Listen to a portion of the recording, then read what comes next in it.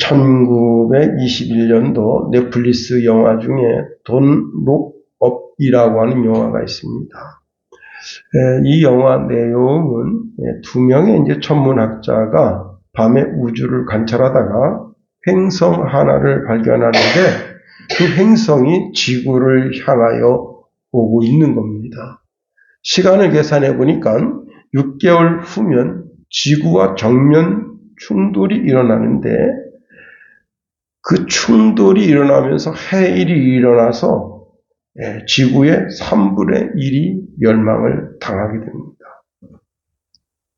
그래서 그 자료를 가지고 이제 중앙정보부 관료를 찾아갑니다. 그리고는 지금 6개월 후면 지구가 멸망합니다. 이렇게 보고서를 냈습니다. 근데 이런 보고서를 받았으면 이 중앙정부에 있는 관료들이 즉각적인 반응을 보이고 이제 행성을 어떻게 할 것인가, 중간에 이렇게 핵폭탄을 갖다가 터뜨려서 그걸 파괴한다든가 이런저런 계획을 세워야 되는데 의외의 반응을 보입니다. So what? 그래서 어떻게 하란 말이냐? 그래서 이번에는 이제 정치인을 찾아갑니다. 정치인은 해법을 가지고 있겠거니 하고 가서 말하니까 나 다음 달 대선이다. 행성이 오건 말건 그게 무슨 상관이냐. 나는 대선에 나가서 대통령이 돼야 된다. 그러면서 이 대선에 나갈 그 후보가 이렇게 하늘을 쳐다보는데 그 행성이 낮에도 보이고 밤에도 보여요. 행성이 지구를 향해서 오는 게 보입니다. 아주 큰 행성이. 6개월 후면 지구가 멸망당하는데 아무도 거기에 대하여 준비하지 않습니다. 선거만 이기면 된다 하는 겁니다. 이것이 돈 룩 업의 그 영화가 주는 메시지입니다. 사람들은 멀리 보지 못하는 거예요. 아주 가까이 있는 것만, 자기에게 당면한 것만 보려고 하는 겁니다. 우리 모두는 그리스도 예수의 비밀을 알고 비밀을 간직하고 있는 자들입니다. 그리스도의 비밀이 많은데 그 가운데 가장 메인이 되는 비밀이 바로 예수 그리스도의 재림이고 그리고 그 위에 있는 심판이라 할 수 있습니다. 마태복음 13장에 보면요, 그 유명한 씨 뿌리는 비유가 나오는데 전도자가 씨를 뿌립니다. 그 씨는 영혼의 씨, 생명의 씨입니다. 그런데 그 씨가 떨어지는 밭이 다 틀려요. 길가밭 떨어지니까 새들이 와서 먹습니다. 돌밭은 이제 돌 위에 흙이 있으니까 흙이 얕아서 그만 자라자마자 해를 보면 타서 말라 죽어 비틀어 버려집니다. 가시떨기밭이 있어요. 가시떨기밭은 이제 같이 씨가 떨어져서 자라는데 가시떨기가 웃자라서 결국은 이제 시들시들해서 태양빛을 잘 보지 못하고 수분을 충분히 빨아들이지 못하니 죽게 됩니다. 옥토에 떨어집니다. 100배, 60배, 30배 결실을 맺습니다. 자, 이렇게 비유로 말씀하니까 제자들이 물었어요. 어찌하여 저 사람들, 수많은 사람들이 있는 그 가운데 비유로 말씀하셨습니까? 그랬더니 예수님께서 제자들을 둘러보시면서 천국의 비밀을 아는 것은 너희에게 허락되었다 했어요. 그러나 그 지금 말씀을 들으러 온 수많은 무리들인데 그 무리들에게는 이 말씀의 비밀이 감추어져 있다는 겁니다. 세상 사람들은 아무리 비밀을 말해줘도 그 비밀을 믿지 않는다는 겁니다. 다시 말하면 진리를 보아도 깨달을 만한 능력을 가지지 못했다는 거예요. 아무리 들어도 듣지 못한다는 거예요. 그래서 여러분 이에 대하여 이사야 선지자가 이렇게 예언해 놓았습니다. 이사야의 예언에 그들에게 이루어졌으니 일러스되 너희가 듣기는 들어도 깨닫지 못할 것이요 보기는 보아도 알지 못하리라. 이 백성의 마음이 완악해져서 그 귀는 듣기에 둔하고 눈은 감았으니 이는 눈으로 보고 귀로 듣고 마음으로 깨달아 돌이켜 내게 고침을 받을까 두려워함이라 하였느니라 말씀하십니다. 자, 그런데 언젠가는 그리스도의 비밀을 알고 돌아오기를 하나님이 기대하신다 하는 겁니다.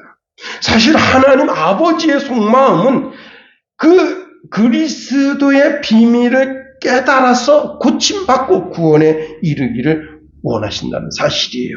그래서 선지자를 보내고 지혜자를 보내고 그리고 천국의 서기관을 보내신다 하는 겁니다. 디모데전서 2장 4절에 보니까 하나님은 모든 사람이 구원을 받으며 진리를 아는 데 이르기를 원하시느니라. 이것이 하나님 아버지의 본심이다 하는 거예요. 에스겔서 18장 23절에 보니까 주 여호와의 말씀이니라. 내가 어찌 악인이 죽는 것을 조금인들 기뻐하랴. 그가 돌이켜 그 길에서 떠나 사는 것을 어찌 기뻐하지 아니하겠느냐 말씀하십니다. 사람이 죄 짓고 살면 그 죄값으로 교도소에 들어가게 되는 겁니다. 그리고 그 사람이 그동안 옳게 행동했던 모든 것이 그 죄로 말미암아 다 가려지게 되는 겁니다. 그 사람은 자신의 허물과 그 죄로 말미암아 죽게 되는 거예요.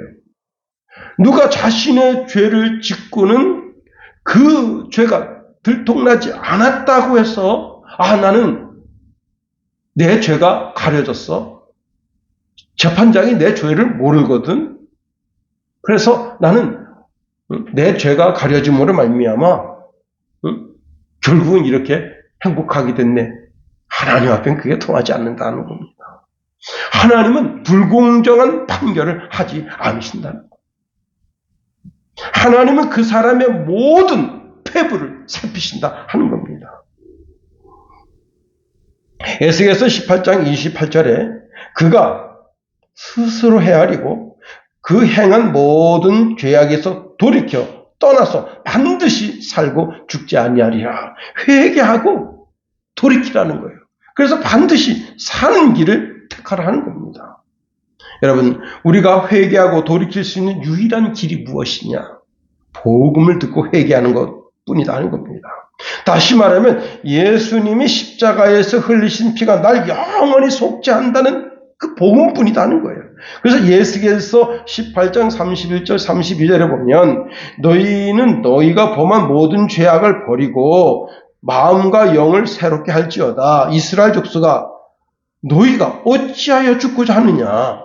주 여호와의 말씀이니라. 죽는 자가 죽는 것도 내가 기뻐하지 아니하노니 너희는 스스로 돌이켜 살지어다. 말씀하십니다. 그렇습니다. 오직 복음만이 사람의 영혼을 살리기 때문에 그 복음을 만방에 전하고 싶어 했던 그 바울의 마음. 여러분, 육신이 죽어가는 자를 살릴 수 있는 것은 의사의 손길이에요. 한 아기가 이제 뭘 먹었는데 왕사탕을 삼키다가 기도에 딱 막혔습니다. 그래서 911에 전화를 했는데 경찰이 먼저 도착했어요. 경찰이 그 광경을 보니까 애가 전신이 새파래졌습니다. 죽어가는 거죠. 애를 다리를 거꾸로 들었어요. 그리고는 확 때립니다. 그리고 눕힌 다음에 인공호흡을 합니다. 그래도 그 사탕이 안 나와요. 이게 들어가서 찐득찐득해지면서 완전히 막힌 거예요. 애를 인공호흡을 합니다. 다시 다리를 들어서 확 때립니다. 컥컥컥 하면서 그게 나왔어요. 사탕이 나오는데 그 쬐까는 거한테 왜 이렇게 이만한 사탕을 준 거예요? 누가 줬는지 모르지만 그게 그냥 탁 막혀서 애가 왕 하고 웁니다. 그 인의 혈색이 돌아옵니다. 참 감사한 일이죠. 그런데 우리 영이 기가 막혀서 죽어가고 있는데 그 기가 막혀서 죽어가는 그 영을 살리는 것은 오직 복음뿐이다 하는 거예요. 우리가 전하면 살고 우리가 침묵하면 죽는 거예요. 이 복음을 위해서 오늘 본문에 보니까 사도 바울은 복음을 담대히 전하기 위해서 우리를 위해서 기도해달라 말씀합니다. 여러분, 우리가 기도의 삶을 되찾아야 한다는 사실입니다. 누가복음 6장 12절에 보면 예수님께서 기도하러 산에 올라가셔서 밤새도록 기도하십니다. 예수님은 기도 안 하셔도 되는 데서 되시는 분이고 기도를 받으시는 분이시다. 그런데도 그분은 하나님 아버지께 기도하십니다. 이 예수님의 기도에 대하여 히브리 기자가 히브리서 5장 7절에 이렇게 말씀합니다. 그는 육체에 계실 때에 자기의 죽음에 능히 구원하실 이에게 하나님 아버지죠. 심한 통곡과 눈물로 간구와 소원을 올렸다 했습니다. 자, 예수님은 오직 자기 자신만을 위해서 기도하지 않으셨어요. 제자들을 위해서 기도하셨어요. 누가복음 22장 32절에 보면 내가 너희를 위하여 내 믿음이 떨어지지 않기를 기도하였다 했습니다. 요한복음 17장 9절 말씀에 보면 내가 저희를 위하여 비옵나니 내가 비옵는 것은 세상을 위함이 아니요 내게 주신 자들을 위함이니이다 라고 예수님이 말씀하셨습니다. 자, 사도 바울도 골로새 성도들에게 기도할 때 나를 위해서 좀 기도해 주십시오 하고 기도 부탁을 하고 있습니다. 3절 상반절에 보니까 또한 너희는 또한 우리를 위하여 기도하되 라고 말씀하고 있습니다. 여기 우리라고 한다면 디모데와 에바브라를 들 수가 있습니다. 즉 복음의 전도자죠. 특히 복음의 최일선에 있는 선교사라는 사실입니다. 우리 시찰에도 말레이시아 선교사님이 계시고요. 미얀마 선교사님, 필리핀, 중국, 베트남, 캄보디아, 일본에 있는 선교사님들이 있습니다. 그 선교사들을 위해서 정말 간절한 마음으로 기도해야 됩니다. 예, 제가 이제 일본에 다녀왔잖아요. 그분들이 그냥 다 무너져 있어요. 마음이 다 무너져 있어요. 너무너무 힘드니까. 다 무너져 있어요. 우리가 금전적인 도움을 줄 수도 있고 또 전화를 해서 따뜻한 위로를 할 수 있지만 그분들이 영적으로 바로 서게 되기를 위해서 우리가 기도해 줘야 됩니다. 우리 이정호 목사님이 이제 우즈베키스탄에 나가 있는 선교사님, 그 선교사님 부부가 선교를 때려치고 이제 한국으로 귀국하려고 하는 마음을 가지고 있습니다. 평생 우즈베키스탄 위에서 선교 사역을 했는데 그래서 노에서 이제 이정호 목사님들 한번 가봐라. 네, 노예가 막 돈을 막 싸놓고 있어서 막 돈을 주면서 가라 그런 게 아니에요. 목사님이 선교 사명이 있으니까 한번 가보십시오. 그러니까 이정호 목사님 자기 돈 싸가지고 이제 가는 거예요. 군인데 그 돈이요 굉장히 많이 들어가요. 선교지에 갔더니 과관입니다. 사모님이 병원에 입원했고 목사님 혼자서 막 동서남 뛰어다니는 거예요. 그니 이게 되겠냐 이게. 근데 이 사모님이 우울증이 걸린 거예요. 우울증 걸려가지고 완전히 그냥 기부업된 거예요. 병원에 갔는데 여러분 그래도 한국에서 목사가 갔으면 목사 얼굴 보려고 이렇게 돌아서 눕기라도 하잖아요. 이 사모님이 쿵 하고 한국에서 목사 왔다, 목사 새끼 왔다, 휙 돌아서서 저쪽 쳐다보고 있어요. 야, 그거 진짜 그 인사가 아니잖아요. 응? 옆집 아저씨가 와도 그렇게 안 합니다. 그게 악한 영의 역사입니다. 그러니 참 그 병상에서 그 맞이하는 정말 쓰라린 마음. 그런데 지금 내가 뭐 하러 온 거예요? 이 선교사 내외를 위로하러 왔단 말이에요. 응? 이들에게 영적으로 다시 일어서게 하도록 소생케 하기 위하여 지금 주님의 부름, 노예의 부름이 주님의 부름 아니겠어요? 그 부름을 받고 여기 갔는데 그 모습을 보고 내가 삐지면 어떡하겠어요? 그분이 성격이 굉장히 불같은 성격인데, 자기 허벅지를 팍 잡고, 참으면서 인내하고,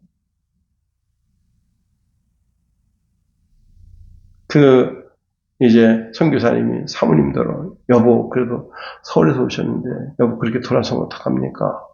이게 최근하니까 돌아섰습니다. 불교에서 앉았습니다. 사모님, 내가 뭐 할 게 아무것도 없네요. 내가 말씀 한 구절 드리겠습니다. 그리고 이사야서 53장에 있는 그 말씀을 주었습니다.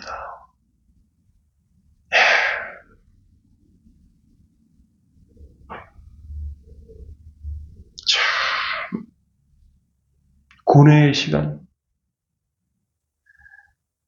그래서 이제 이사야서 53장 내가 찔림은 예수님이 찔리면 우리의 허물 때문에, 예수님상 우리 죄악 때문에, 그 채찍에 맞으면 우리가 나음을 입었다. 그 말씀을 쭉 읽어주고는 사모님, 이 말씀을 사모님에게 적용해서 한번 하십시다. 사모님 이름 대고 한번 해보세요. 그랬더니요, 놀라운 일이 생겼습니다. 그 자리에서 다른 영이, 나 이 속에 못 있겠네 하고 영이 튀어나간 거예요. 마귀가 그 사람 심령을 딱 쥐고 있었던 거예요. 마귀가 딱 튀어나갔습니다. 그러더니 그 사모님이 막 우는 거예요. 거기서.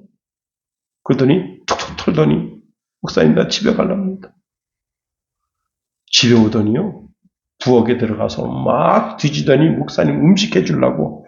여러분, 그게요, 이 악한 영이 그 사람 마음 잡고 있을 때와 악한 영이 떠나가고 나니까 확 떠나죠.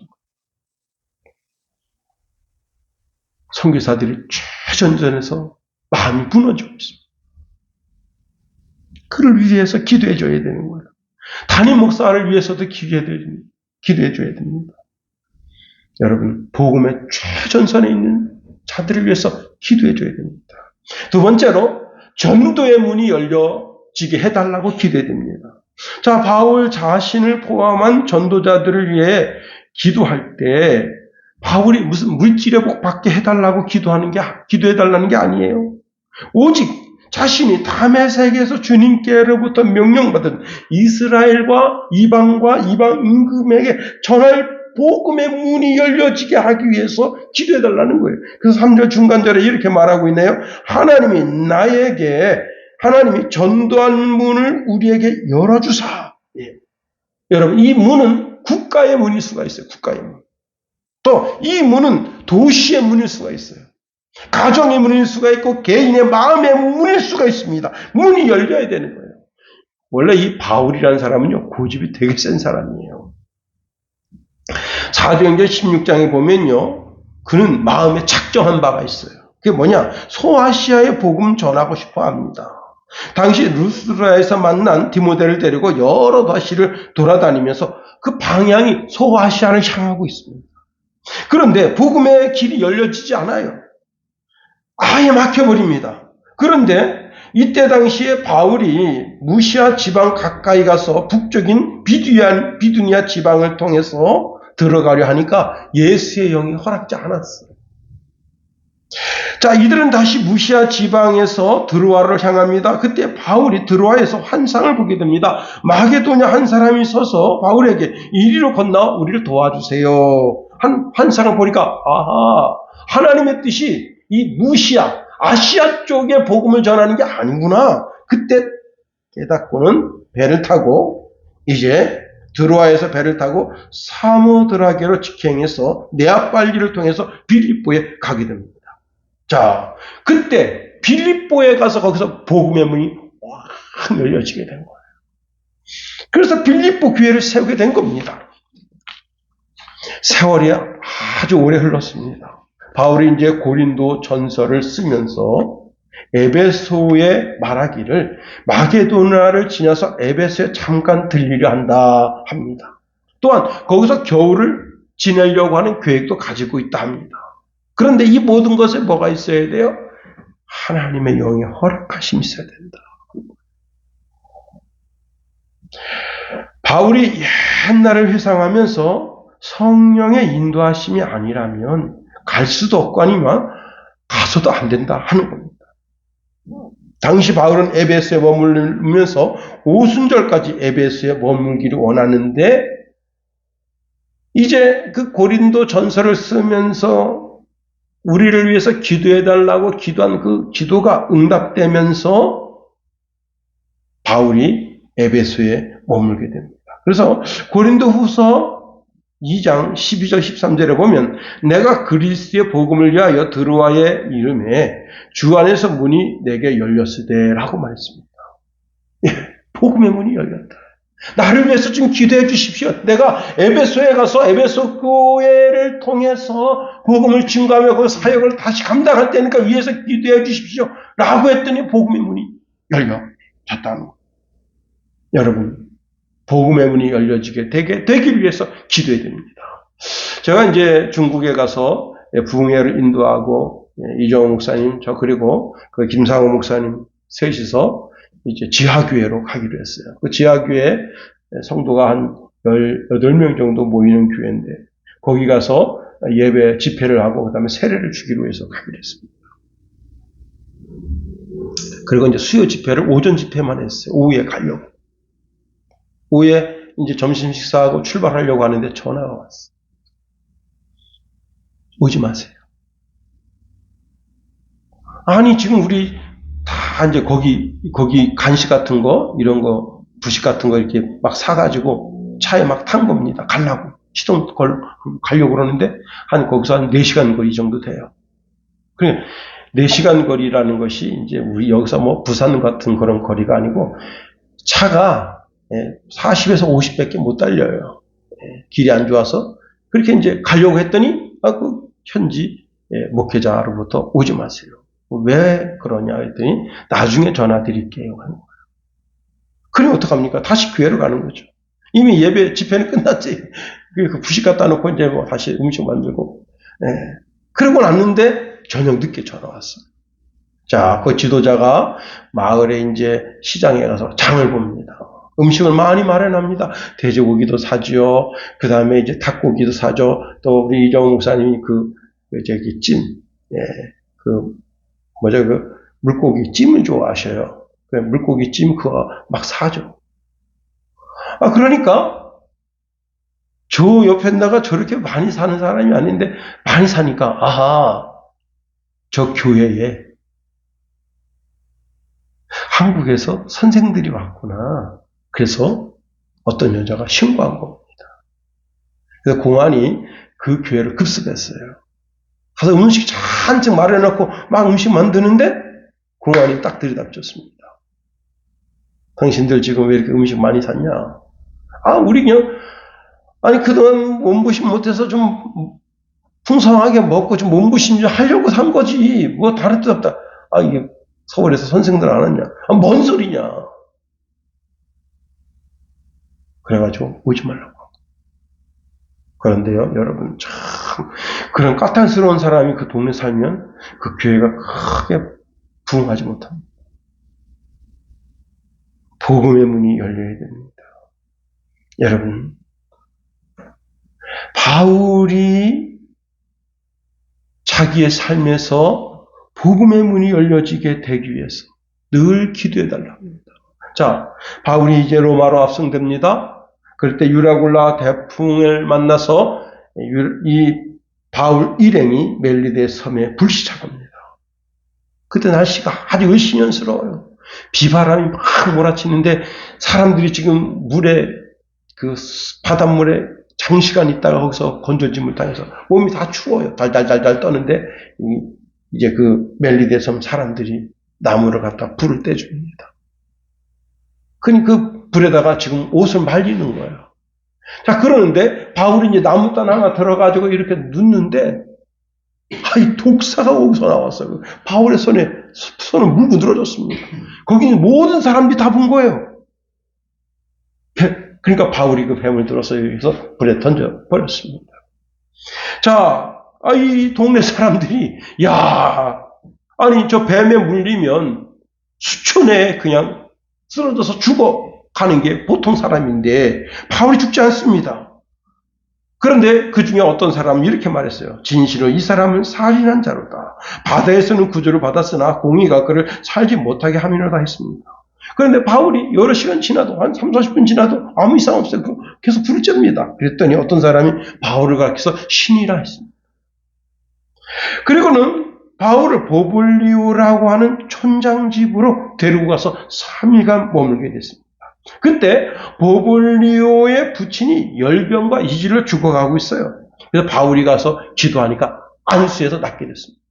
그랬더니 그 동네 사람들이, 병든 사람들이 다 온 거예요. 다 기도하고 안수해서 고쳐주면서 그들에게 복음을 전해서 그 보블리오 섬 사람 전체에게 복음을 전하게 됐다는 겁니다. 여러분, 우리 시골에 간척교회 함기초 장로님이 세우신 교회입니다. 그분이 이제 군생활을 마치고 그 동네 정착하면서 보니까 교회가 없어요. 그래서 그분이 64년도에 거기다가 교회를 세운 거예요. 여러분, 얼마나 핍박이 많았겠습니까? 그리고 제가 이제 어느 날 그 개척 이야기를 들었어요. 아무도 없었대요. 한 4, 5년 동안 아무도 없었대요. 그냥 그 장로님과 그 권사님 그리고 애기들이 그냥 천방지축으로 교회에서 그냥 여기 교회인데 멍석 깔아놓고 예배 드리는데 그냥 애들 그 4, 5년 동안 그렇게 예배 드렸대요. 그런데 사람들이 꾸역꾸역 모여들면서 교회가 된 거예요. 여러분, 복음의 문이 열려져야 됩니다.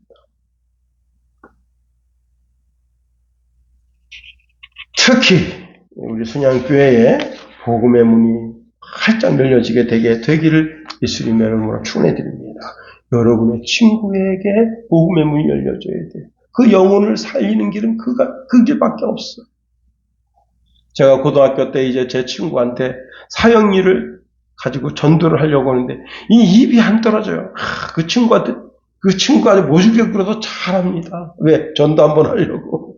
응? 사형리 한번 전도하려고 그렇게 그냥 그 비율을 맞춰가면서 수학 문제 모르는 거 야 이거 좀 알려줄래? 그러면 이거 내가 알려줄게. 아주 자세히 알려주고 살갑게 합니다. 그런데요, 내가 사형리로도 전도 한번 할게. 이 말이 안 떨어지는 거예요. 근데 제가 이제 어느 날 작정하고 내가 사형리로도 한번 전도할게. 그랬더니 그 친구가 한번 해봐. 그래서 제가 쫙 했어요. 했는데 영접 기도해서 우리 교회로 또 끌고 왔잖아요. 그리고 CCC도 드리고 가고 그렇습니다. 복음의 문이 열려져야 됩니다. 자, 복음의 문이 열려져서 우리가 뭘 하고 싶어 하는 거예요? 그리스도의 비밀을 알리려고 합니다. 그렇습니다. 바울은 자신을 통해서 그리스도가 존귀하게 되기를 소망합니다. 그리고 자신을 통해서 그리스도의 비밀이 전해지기를 소망합니다. 바울이 복음의 전도자가 된 것은 사람의 뜻으로 된 게 아니에요. 또 사람에게서 배워서 된 게 아닙니다. 오직 예수 그리스도의 계시로 말미암아 그는 복음의 사도가 됐습니다. 자, 그가 유대교회에 있을 때는 그리스도의 비밀을 몰랐습니다. 그래서 교회를 심하게 받기를 했어요. 아주 교회를 박멸하려고 했습니다. 여러분, 박멸이라고 하는 단어를 들으면 뭐 생각나죠? 바퀴박멸. 그 다음에 뭐예요? 개미 박멸. 박멸이라는 게 뭐예요? 아주 죽여서 없앤다. 그래서 지금 작년에 우리 집에 바퀴벌레가 그냥 드글드글하고 또 바퀴벌레가 없어지면 또 그냥 개미가 드글드글하고 그래가지고 그 바퀴벌레 약을 사방팔방 뿌려놨잖아요. 그게 하나가 8,000원짜리인데 16,000원 해서 두 개를 갖다가 그냥 사방팔방 뿌려놨더니 바퀴가 한 마리도 보이지 않습니다. 그 개미도 보이지도 않아요. 얼마나 감사한지 몰라요. 음식물에 그 바퀴가 막 달겨들면 기분 나쁘잖아요.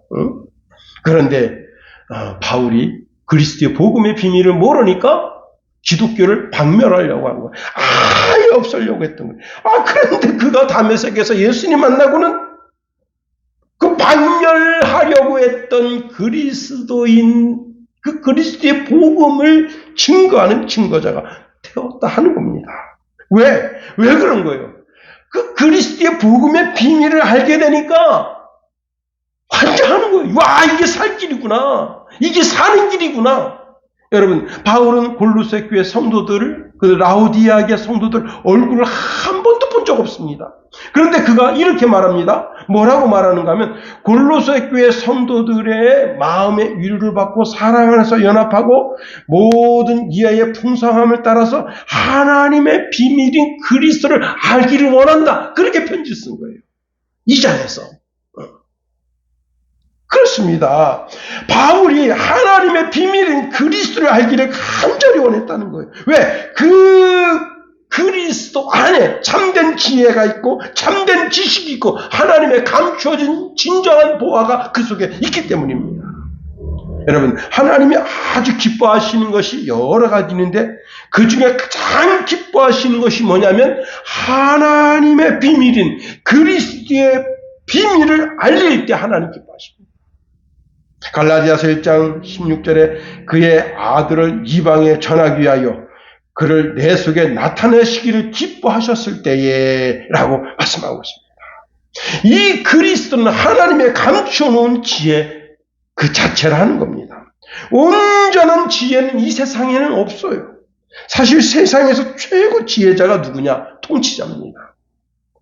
그러나 세상의 통치자가 어리석기 짝이 없는 정책을 펼 때가 많습니다. 그러나 참된 지혜는 오직 하나님께만 있다는 거예요. 하나님에게서만 발견될 수 있다는 거예요. 하나님의 지혜는 은밀한 중에 감춰져 있다는 거예요. 그러나 예수를 믿는 성도들에게는 그 지혜를 밝혀서 알게 해주신다 하는 겁니다. 그 지혜가 뭐냐? 바로 십자가의 비밀입니다. 바울은 오직 예수 그리스도를 전하기를 소망했습니다. 자신 속에 그리스도의 비밀이 감춰져 있기 때문입니다. 자, 그는 비밀을 아는 것으로 만족하지 않고 입술을 벌려서 그 비밀을 다른 사람에게 전함으로 말미암아 그 사람도 그 비밀을 알고 그리스도의 비밀을 전하는 일에 동참하기를 소원했다 하는 겁니다. 그래서 오늘 본문에 이렇게 말씀하고 있네요. 그리스도의 비밀을 말하게 하시기를 구하라. 내가 이 일 때문에 매임을 당하였노라. 4절에 보면 그리하면 내가 마땅히 할 말로서 이 비밀을 나타내리라. 그렇습니다. 여기 4절에 나타내리라 이 말은요, 감추어져 있던 것을 보이게 하는 것이라고 하시는데요. 이것은 무슨 박물관의 계시에서 명명백백하게 눈에 확 들어오게 하도록 빛나게 하는 것이다 라고 할 수 있습니다. 예. 영월 어디에서 한 농부가 자기 집을 이렇게 수리하다가 집 근처에서 뭘 발견했느냐? 신석기 시대 칼, 그 다음에 숟가락, 돌로 된 거예요. 그걸 발견했습니다. 이게요, 전 세계에 확 뒤집어진 거예요. 왜? 아니, 왜 거기서 신석기 시대 유물이 나오냐? 응? 기가 막힙니다. 코가 막혀요. 중국이 발칵 뒤집혔대요. 일본도 발칵 뒤집히고, 일본에서도 발견되지 않고 중국에서 발견되지 않는데 어떻게 한반도에서 이게 발견돼요? 예, 신석기 유물. 그래서 그걸 어떻게 해요? 다 캐내가지고 그걸 박물관을 만들어가지고 모든 사람들이 보도록 명명백백하게 다 보도록 서치라이트를 비춰서 그게 그냥 잘 연구할 수 있도록 그렇게 하는 거 아니겠어요? 그렇습니다. 그런데 우리 주님이신 예수 그리스도의 비밀은 태양이 떠있는 가장 밝은 그 밝음보다도 더 밝게 비춰서 온 세상 사람들이 다 알게 해야 할 진리라 하는 겁니다. 가장 깊은 밤에 우리가 별을 보고 인도함을 받는데 그 별자리보다도 더 환하게 빛나야 할 진리가 바로 예수 그리스도라 하는 겁니다. 요한은 요단강가에서 세례 주면서 나는 아무것도 아니라고 고백합니다. 여러분, 그때 당시 요단강가에서 세례를 베푸는 요한이야말로 여러분, 유대 땅이나 이스라엘 땅 전체에서 가장 떠오르는 햇별 같은 사람이에요. 근데 이렇게 말합니다. 내 뒤에 오시는 이는 나보다 능력이 많으시니 나는 그의 신을 들기도 감당하지 못하겠노라. 그는 성령과 불로 너희에게 세례를 베푸실 것이요 손에 키를 들고 자기 타작마당을 정하게 하사 알곡을 모아 곡간에 들이고 쭉정이는 꺼지지 않는 불에 태우시리라. 여러분, 그렇습니다. 내 삶 전체를 통해서 예수 그리스도만 가장 존귀하게 되기를 소망하는 삶, 그게 오늘 바울의 삶이고 우리의 삶이어야 된다는 거예요. 바울은 오직 자신의 삶에서 그리스도만 존귀하게 되기를 소망했다는 거예요. 고린도전서 2장 2절에 보니까 내가 너희 중에서 예수 그리스도와 그 십자가에 못 박힌 것 외에는 아무것도 알지 아니하기로 작정하였다. 갈라디아서 6장 14절에 내게는 우리 주 예수 그리스도의 십자가 외에 결코 자랑할 것이 없으니 그러므로 말미암아 세상이 나를 대하여 십자가에 박히고 내가 또한 세상에 대하여 그러하리라. 바울이 그랬다면, 요한이 그랬다면, 아니 예수님의 제자들이 그랬다면 내 삶을 통해서 가장 존귀하게 드러나야 할 분, 가장 밝은 대낮에도 태양빛을 가리고 빛나게 해야 할 빛이 오직 예수 그리스도다. 가장 어두운 밤이라도 가장 어두운 밤에 비치는 별빛보다도 더 이 어둠을 밝히는 빛이 예수 그리스도의 빛이어야 한다는 겁니다. 우리가 마지막 그리스도의 심판대 앞에 섰을 때 내가 내 영광을 위해 살았다. 그 사람 참 부끄러움을 당해요. 그러나 그리스도의 영광을 위해서 살았다. 그리스도를 존귀하게 하기 위해서 살았다. 그리스도 그 사람 알아줍니다. 우리가 오늘 이 말씀을 듣고 우리가 담대한 결단을 해야 합니다. 내가 살든지 죽든지 내 몸에서 오직 그리스도만 존귀하게 되어야 하겠다 하는 겁니다. 빌립보서 1장 20절에 보면 바울이 이런 고백합니다. 나의 간절한 기대와 소망을 따라 아무 일에든지 부끄러워하지 아니하고 지금도 전과 같이 온전히 담대하여 살든지 죽든지 내 몸에서 그리스도가 존귀하게 되게 하려 하나니. 이제 말씀을 마칩니다. 그렇습니다. 바울이 나를 위해서 기도해 주십시오. 전도의 문이 활짝 열렸습니다. 그리스도의 비밀이 온 천하 만민에 드러나게 되게 되기 위해서 기도해 주십시오.